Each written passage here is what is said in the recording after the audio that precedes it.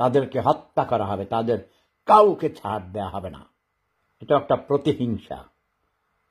এর আগেও সে ভারত থেকে এদেশে এসে অনেক মানুষ হত্যা করেছে, তার মা বাবার হত্যার প্রতিশোধ নিয়েছে। আজও তার সেই প্রতিশোধের নেশা। আমি মনে করি শেখ হাসিনার বাংলাদেশে আর আসার প্রয়োজন নেই, ক্ষমতায় আসা তো দূরের কথা। এবং সে গণহত্যা করেছে, মানুষের অধিকার খর্ব করেছে। স্বৈরাচারী হাসিনাকে বাংলাদেশে এনে তার দৃষ্টান্তমূলক শাস্তি তাকে দিতে হবে।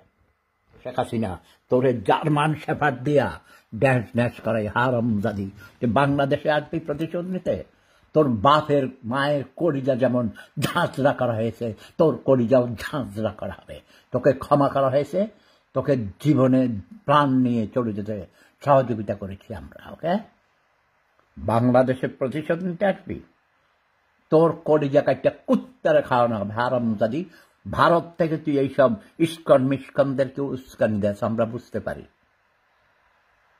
চট্টগ্রামের সাইফুল ইসলাম আলিফকে নির্মমভাবে হত্যা করিয়েছিস শেখ হাসিনা, তোকে ছাড়া হবে না। তোর বিচার বাংলার মানুষ করবেই করবে। ভাই, আমার এখানে এখন ভোর রাত জোরে কথা বলা যাবে না, তাছাড়া আমি অসুস্থ। সবাই শান্ত থাকুন, সুস্থ থাকুন। কাজল, শেখ হাসিনার বিচার করতে হবে ভাই। এই যত সব এইসব উস্কানি দিচ্ছে ইস্কন মিস্কনকে, এই শেখ হাসিনা ভারতে বসে বসে এইসব করছে।